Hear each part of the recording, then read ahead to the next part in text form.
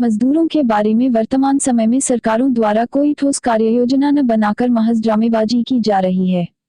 आज विश्व में कोई भी तबका सबसे दयनीय दशा से गुजर रहा है तो वह है मजदूर पेशा। यदि सरकार सचेत न हुई, मजदूरों का इसी प्रकार शोषण जारी रहा तो यह बात निश्चित है कि देश की अर्थव्यवस्था गर्त के रसातल में चली जाएगी, क्योंकि किसी भी अर्थव्यवस्था में मजदूर अर्थव्यवस्था की रीढ़ की हड्डी होता है। यह उद्गार कांग्रेस पार्टी के प्रदेश सचिव सुशील पासी ने अंतर्राष्ट्रीय मजदूर दिवस के मौके पर हमारे संवाददाता को दिए गए बयान में व्यक्त किए हैं। आपको बता दें कि कांग्रेस पार्टी के प्रदेश सचिव सुशील पासी ने कहा कि जब से अर्थव्यवस्था ने जन्म लिया है तब से मजदूरी प्रथा की शुरुआत हुई है। इस समय विश्व में पूंजीवादी अर्थव्यवस्था के अलावा साम्यवादी व्यवस्था काम कर रही है। पूंजीवादी व्यवस्था में पूंजीपति व्यवस्था का मालिक होता है और मजदूर उसकी दया पर निर्भर करते हैं। इसी के लंबे संघर्ष के बाद अंततोगत्वा साम्यवादी व्यवस्था का जन्म हुआ, जिसमें कोई पूंजीपति नहीं होता है बल्कि मजदूर वर्ग ही श्रमिक भी होता है और मालिक भी होता है। किंतु यह व्यवस्था भी विकृत रूप में परिवर्तित हो गई है। पूंजीवाद के षड्यंत्र के कारण साम्यवाद का विनाश हो गया। वह महज अब विश्व के चंद देशों में ही सीमित होकर रह गया है। श्री पासी ने आगे कहा कि हमारे देश में समाजवादी लोक कल्याणकारी व्यवस्था को अपनाया गया है, जिसमें समाज के निम्न वर्गों के कल्याण के लिए सरकारों के गठन को मंजूरी दी गई है।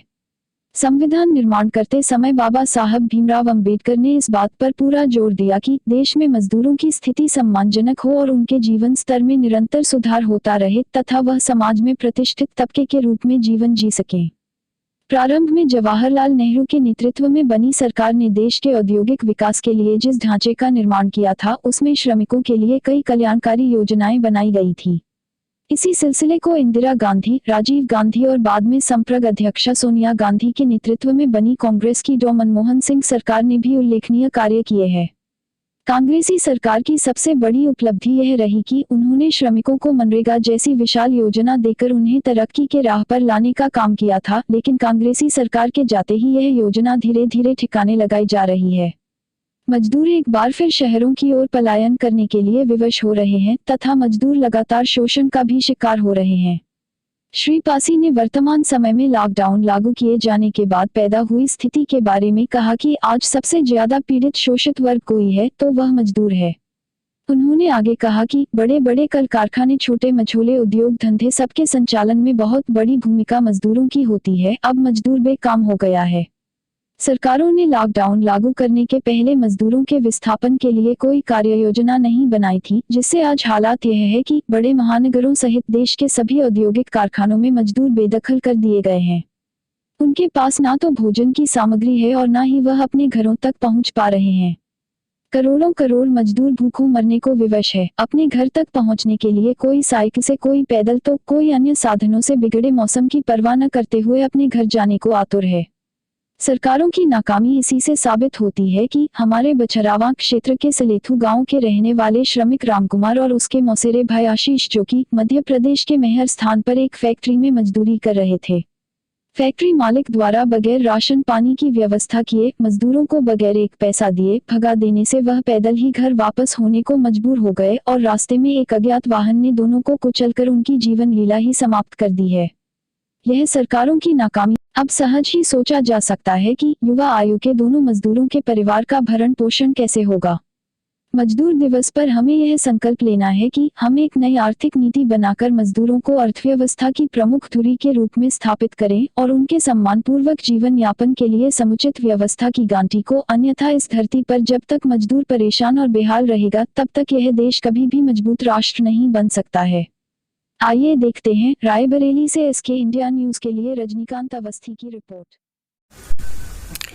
नेताजी, आज मजदूर दिवस है और मोदी सरकार ने पहले 21 दिन का फिर 19 दिन का लॉकडाउन किया हुआ है। तो समाचारों के माध्यम से, न्यूज़ चैनलों के माध्यम से ये जानकारी आ रही है कि विदेशों से या अन्य शहरों से लोग पलायन कर रहे हैं, मजदूर पलायन कर रहा है। मजदूरों को खाना मुहैया नहीं करवा पा रही सरकार। तो मजदूर दिवस के उपलक्ष्य में आपका क्या कहना है, कांग्रेस पार्टी का क्या कहना है? सर्वप्रथम मैं विश्व मजदूर दिवस पर करोड़ों मजदूरों को सत वंदन और अभिनंदन करता हूं जी, क्योंकि भारत की जो अर्थव्यवस्था है वो श्रमिकों के बलबूते चल रही है। श्रमिक ही अर्थव्यवस्था की रीढ़ की हड्डी है और श्रमिकों को भारत में आज के दिन केवल इसलिए याद कर लिया जाता है क्योंकि आज विश्व श्रमिक दिवस है, विश्व मजदूर दिवस है। और अगर आज विश्व मजदूर दिवस नहीं होता तो शायद आज मजदूरों को भारत में याद भी नहीं किया जाता। मैं एक बात कहना चाहूंगा कि इस जो लॉकडाउन हुआ है या कोरोना की जो महामारी चल रही है उसमें सबसे ज्यादा अगर प्रताड़ित हुआ है और सबसे ज्यादा परेशान, हताश और निराश हुआ है तो हमारे देश का मजदूर वर्ग है। उसके ऊपर जितना जुल्म हुआ है, जितना शोषण हुआ है, जितना भेदभाव हुआ है, उतना शायद किसी के ऊपर नहीं हुआ होगा। लॉकडाउन हो जाता है, बिना श्रमिकों को ध्यान में रखते हुए हजारों करोड़ों मजदूर बेहोश अपने घर को जाने के लिए पैदल चल पड़ते हैं। सरकारें देखती रहती हैं, टेलीविजन दिखाता रहता है और लोगों ने, सरकारों ने कोई प्रयास नहीं किया और जो प्रयास किया भी वो टेलीविजन तक प्रयास था। इसीलिए आज भी लगातार अनवरत जो मजदूर है, जो श्रमिक है, वो पैदल चल रहा है, अपने घर तक जाना चाहता है।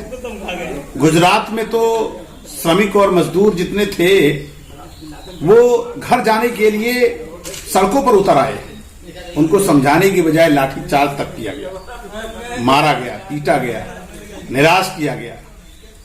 मुझे कहना चाह रहा हूं कि मैं आपके माध्यम से, अगर देश के मजदूरों की और श्रमिकों की स्थिति ठीक नहीं की गई तो देश की अर्थव्यवस्था को चलना शायद मुश्किल होगा।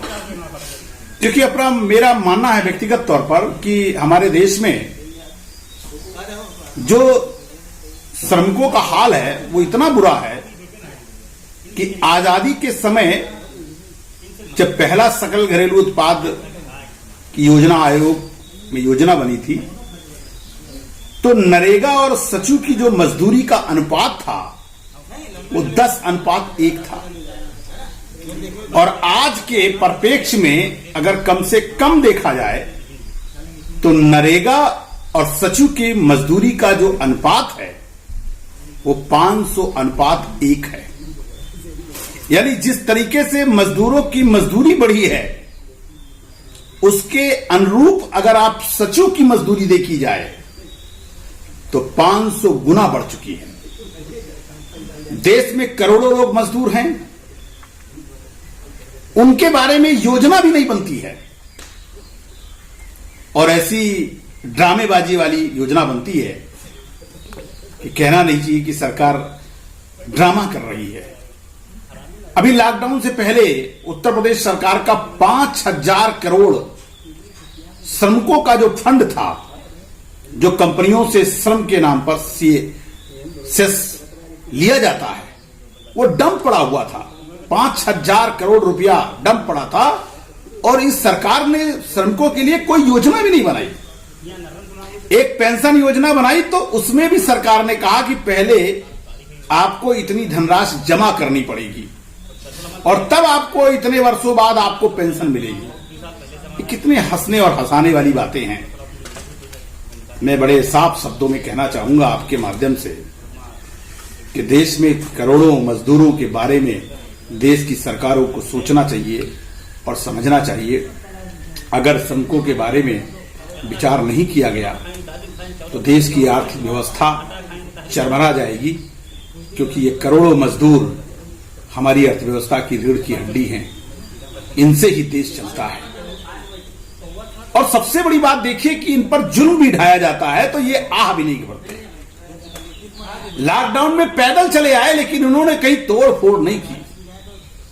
इतना गजब का अनुशासन और देशभक्ति, लोगों की तो केवल थोड़ी सी भावना आहत हो जाती है। इस देश में रेल की पटरियां तक उखाड़ दी जाती हैं, तमाम तरह का तोड़ फोड़, बसें तक जला दी जाती हैं। लेकिन धन्य है, आज श्रमिक दिवस पर मैं सत सत अभिनंदन करता हूं कि भूखे रह करके, प्यासे रह करके, परेशान रह करके भी उन्होंने देश की संपत्ति को कोई क्षति नहीं पहुंचाई। तो मैं सरकारों से कहना चाहूंगा कि ऐसे लोगों से जो देश चलता है उनके बारे में अब इस देश की सरकारों को सोच लेना चाहिए। बहुत अच्छी योजना आदरणीय राहुल जी ने बनाई कि 6,000 रुपए प्रति किसान और मजदूर को दिया जाएगा, जिसे उन्होंने न्याय योजना कहा। अगर ये 6,000 रुपए प्रतिमाह उनको मिलने लगेगा तो मैं समझता हूं उनके आवश्यकताओं की जो जरूरतें होती हैं वो उनकी पूर्ति हो जाएगी। क्योंकि मैं बार बार ये बात इसलिए कह रहा हूं क्योंकि जो सार्वजनिक वितरण प्रणाली है, उस वितरण प्रणाली में आज भी श्रमिक दिवस के दिन भी केवल गेहूं और चावल बांटा गया है। क्या गेहूं और चावल से कोई भोजन बन सकता है? अरे खिचड़ी भी नहीं बन सकती। और आज अगर सार्वजनिक वितरण प्रणाली में दाल, तेल, नमक, चीनी, सारा रसोइयों का सामान अगर वितरित कर दिया गया होता तो शायद आज श्रमिक दिवस आज भारत में मनाने का मायने रखता। लेकिन इस सरकारों ने जो संवेदनहीनता दिखाई है, मैं बड़े साफ शब्दों में कहना चाहता हूं, ये जो मजदूरों को मजदूरी देने की बात कही जा रही है, किसानों को किसान सम्मान योजना की बात कही जाती है, ये मुझे सब हास्यास्पद लगता है, ड्रामा लगता है। जिस देश में किसानों को 15 रुपए की इंतखाब निःशुल्क नहीं मिलती है, जब किसान अपनी सरकारी इंतखाब लेने जाता है, अपने खेत की खतौनी लेने जाता है, तो सरकारें 15 रुपए उससे भी ले लेती हैं और 2,000 रुपए देने का ड्रामा करती हैं। अगर वो किसान अपना खेत नापने जाता है, खेत नपवाना जाता है, तो पता नहीं कितना पैसा उसको तहसील के दरवाजे पर देना पड़ता है। मेरे मित्रों, मैं बड़े साफ शब्दों में आप सबसे कहना चाहता हूं आज के इस चैनल के माध्यम से कि किसान और मजदूर इस देश की अर्थव्यवस्था की रीढ़ की हड्डी हैं, उसके बारे में देश की सरकारें सोचना शुरू कर दें। वरना इस देश का जो श्रमिक है, आज श्रमिक दिवस है, इसलिए मैं श्रमिकों पर ज्यादा बात कर रहा हूं। और एक आखिरी बात कहना चाहता हूं कि हमारे देश में जो श्रम विभाग है, उसमें अगर इस देश के सारे मजदूरों को केवल पंजीकृत कर दिया जाए, देश में जो सड़क बनती है उस सड़क में श्रमिकों का योगदान होता है, उसका पेमेंट किया जाता है, उस पेमेंट में भी लेबर पेमेंट के नाम से उसको कहते हैं, उसमें भी कमीशन लिया जाता है। यानी श्रमिकों की जो मजदूरी है उसमें भी लोग कमीशन लेते हैं, जिसको हम आम बोलचाल की भाषा में हम लेबर पेमेंट कहते हैं। यानी कोई भी ठेकेदार का अगर पेमेंट होता है तो एक तरफ मटेरियल का पेमेंट होता है, दूसरी तरफ लेबर का पेमेंट होता है, और उस लेबर के पेमेंट में भी देश की सरकारें न केवल रिश्वत लेती हैं, कमीशन लेती हैं, बल्कि उस पर जीएसटी लेती हैं। तो ये मैं बार बार कहना चाहता हूं कि ऐसी कोई योजना इस देश की सरकारों को चलाना चाहिए कि उनके मजदूरों की जो श्रम है उस पर कोई शोषण ना हो पाए, उनके पसीने की जो कमाई है, मजदूरी है, उन तक अगर देने का प्रावधान इस देश की सरकारें अगर कर देंगी तो मैं समझता हूं कि मजदूर दिवस सफल हो जाएगा। इस देश में मजदूर और किसान खुशहाल हो जाएंगे तो क्रय शक्ति बढ़ेगी और हमारी आर्थिक व्यवस्था का जो चक्का है वो चल पड़ेगा। मैं आज के कांग्रेस के प्रदेश सचिव होने के नाते, क्योंकि आदरणीय प्रियंका गांधी जी ने ही सबसे पहले इस देश के मजदूरों को और किसानों को घर तक पहुंचाने के लिए अपील की थी, सरकार ने सोचना शुरू किया, लेकिन अभी तक उसका इंप्लीमेंट नहीं हो पाया है।